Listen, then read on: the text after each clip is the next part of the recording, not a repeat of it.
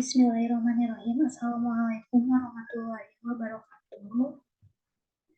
Pada kesempatan kali ini, saya Lala Karisma dari Prodi Teknik Industri Fakultas Teknik akan mempresentasikan materi tentang non-logam mata kuliah material teknik.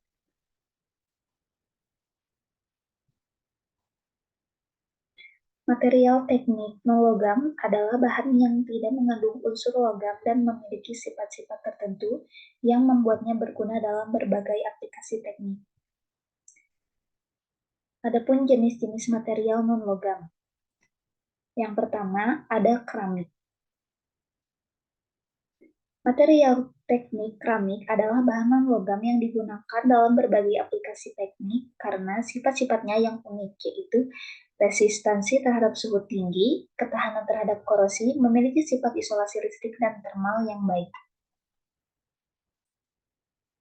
Komposisi bahan material keramik yaitu terdiri dari alumina atau Al2O3, magnesium oksida MgO, dan zirkonia ZrO2.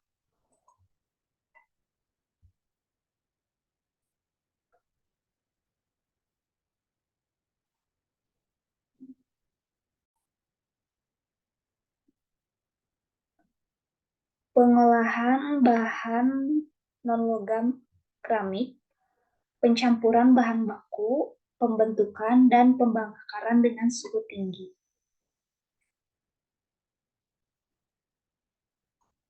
Yang selanjutnya ada pengaplikasiannya. Pengaplikasian bahan non-logam keramik, yang pertama dari mesin, itu dapat digunakan untuk komponen mesin, otomotif, dan tungku peleburan logam.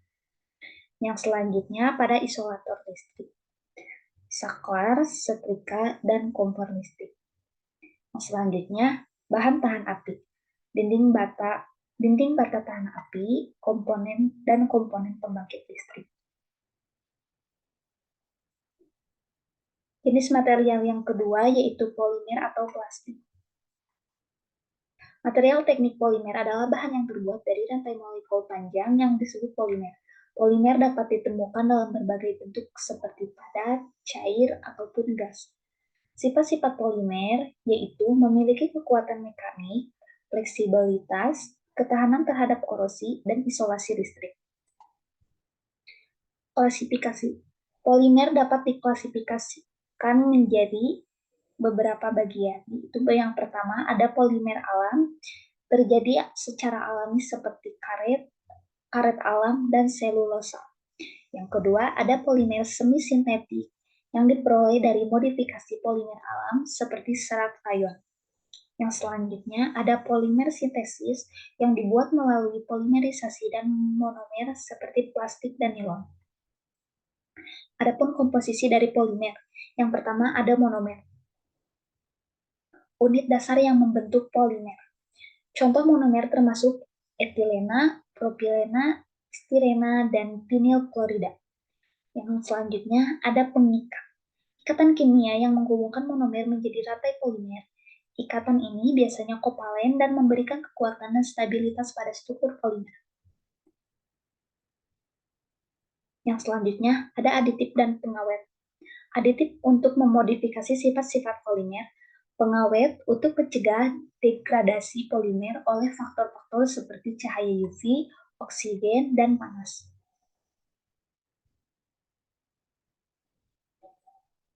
Yang selanjutnya ada pengaplikasian. Yang pertama ada polietilena atau PE, digunakan untuk membuat kantong plastik, botol sampo, mainan anak-anak, dan masih banyak lagi. Yang selanjutnya ada teflon atau PTFE, dikenal karena lapisannya yang anti lengket, dapat seringkali digunakan pada alat-alat memasak seperti teflon yang terbuat dari monomer tetrafluoritilena yang membentuk rantai polimer panjang.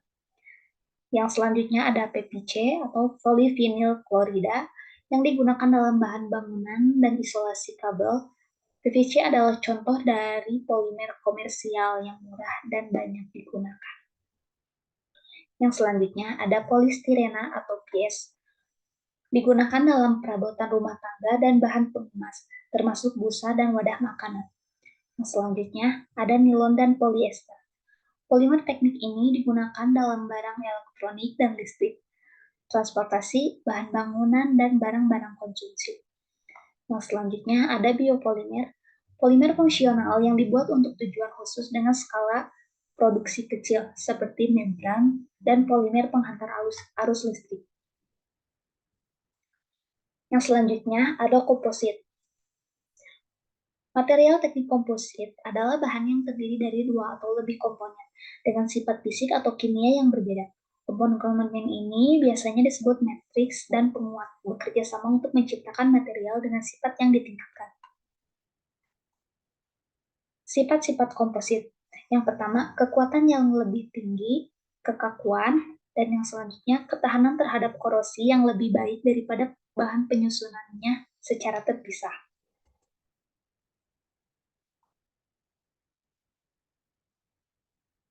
Matriks biasanya merupakan resin atau polimer yang bertindak sebagai lem yang mengikat penguat bersama-sama. Penguat bisa berupa serat, partikel, atau bentuk lain yang memberikan kekuatan dan kekakuan pada komposit. Adapun pengaplikasian komposit, yang pertama ada industri penerbangan. Komposit digunakan untuk membuat komponen pesawat terbang, helikopter, dan satelit karena beratnya yang ringan dan kekuatannya yang tinggi. Yang selanjutnya, otomotif. Dalam industri otomotif, komposit digunakan untuk membuat bodi mobil, panel, dan komponen lain yang dapat mengurangi berat kendaraan dan meningkatkan efisiensi bahan bakar.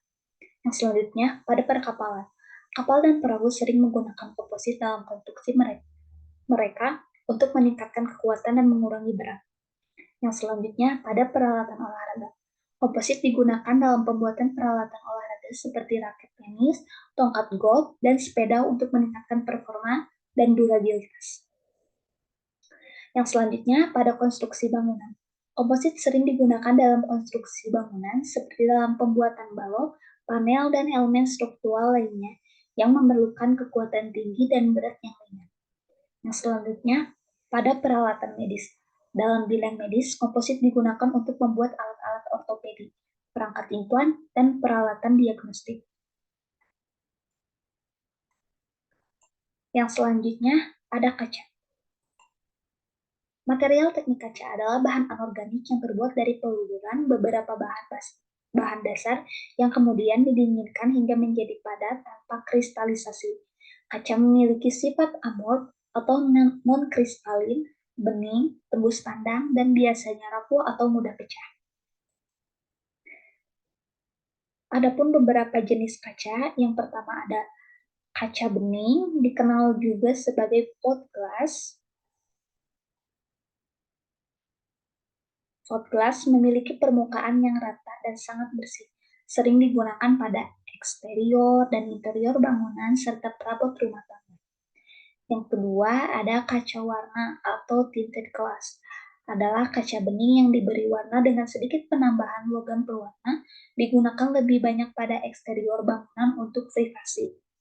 Yang selanjutnya ada kaca apung. Terbuat dari natrium silikat dan kalsium silikat, memiliki permukaan yang bersih dan datar yang menyebabkan pantulan menyilaukan ketika terkena cahaya, sering digunakan pada fasad depan toko dan bangunan pabrik. Yang selanjutnya ada kaca es, tekstur pola tertentu pada salah satu sisinya yang memberikan efek dekoratif dan mampu mereduksi silau secara maksimum. Yang selanjutnya ada blok kaca atau glass block, dibuat dari dua bagian yang berbeda yang ditekan dan dibakar bersama-sama. Digunakan sebagai elemen arsitektur dalam konstruksi dinding, skylight, dan tidak tembus pandang. Yang selanjutnya ada reflektif, mampu mereplikasikan cahaya dan mereduksi sifat tembus pandang dari sisi luar. Memiliki lapisan yang memantulkan cahaya dan panas, memberikan kesan mewah. Yang selanjutnya ada kaca anti pecah. Ditambahkan plastik polivinil butif butyral dalam proses pembuatannya. Memiliki kekuatan tinggi dan tahan terhadap beban angin, tekanan air, benturan, dan perubahan temperatur yang tinggi. Sifat-sifat kaca. Yang pertama, sifat kaca transparansi. Kaca memungkinkan cahaya untuk menembus, membuatnya ideal untuk aplikasi seperti jendela dan lensa. Yang selanjutnya, sifat kaca itu yaitu tahan panas. Kaca dapat menahan suhu tinggi tanpa meleleh, yang penting untuk aplikasi seperti peralatan masak, dan lampu. Yang selanjutnya, sifat kaca yaitu kekuatan. Meskipun rapuh, kaca dapat dibuat sangat kuat, terutama jika diperkuat atau dilaminasi. Yang selanjutnya, ketahanan kimia. Kaca sangat tahan terhadap pengaruh asam, gas, dan uap, menjadikannya pilihan yang baik untuk wadah penyimpanan bahan kimia. Yang selanjutnya, isolator. Kaca adalah isolator yang baik untuk panas maupun listrik, yang berguna dalam banyak aplikasi terkini. Yang selanjutnya, keawetan. Kaca dapat mempertahankan kejernihan, warna, kilapan, dan sifat kerasnya dalam jangka waktu yang sangat panjang. Selanjutnya ada pengaplikasian pada material teknik kaca. Yang pertama ada jendela dan pintu kaca. Kaca sering digunakan untuk jendela dan pintu karena memungkinkan cahaya masuk ke dalam ruangan dan memberikan tampilan yang modern. Jendela kaca juga membuat dan mengurangi kebisingan dari luar. Selanjutnya ada dinding kaca. Dinding kaca dapat digunakan untuk memisahkan ruangan tanpa mengurangi cahaya alami. Ini sering ditemukan di kantor atau ruang pamer. Yang selanjutnya ada meja kaca. Meja kaca memberikan tampilan yang elegan dan terbuka. Mereka cocok untuk ruang tamu atau ruang makan. Dan yang selanjutnya ada lantai kaca. Lantai kaca dapat memberikan efek visual menarik, terutama jika diletakkan di atas area dengan pemandangan indah di bawahnya. Yang selanjutnya ada tangga kaca.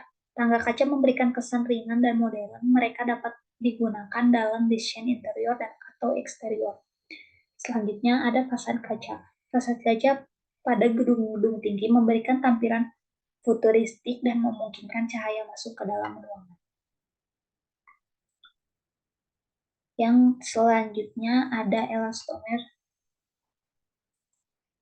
Elastomer adalah material teknik yang memiliki sifat elastisitas yang baik, artinya dapat mengalami deformasi saat diberi beban dan kemudian kembali ke bentuk semula setelah beban tersebut dihilangkan. Adapun sifat-sifatnya, yang pertama, elastisitas, kekuatan tarik yang baik, daya tahan terhadap suhu dan kimia, sifatnya yang non-slip. Elastomer umumnya memiliki sifat non-slip atau anti-slip, sehingga cocok digunakan dalam berbagai aplikasi yang memerlukan gesekan yang rendah antara permukaan. Selanjutnya, dapat dicetak dengan mudah. Elastomer relatif mudah untuk dicetak atau dibentuk sesuai dengan kebutuhan aplikasi tertentu. Hal ini memungkinkan elastomer untuk diproduksi dalam berbagai bentuk dan ukuran. Yang selanjutnya ada sifat-sifat elastomer. Yang pertama,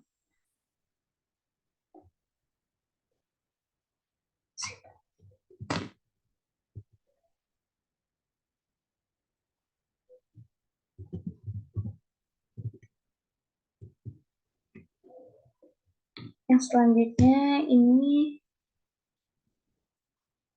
pengaplikasian elastomer, yaitu yang pertama di bidang industri otomotif, digunakan dalam pembuatan ban kendaraan untuk memberikan cengkraman yang baik pada permukaan jalan dan meredam getaran.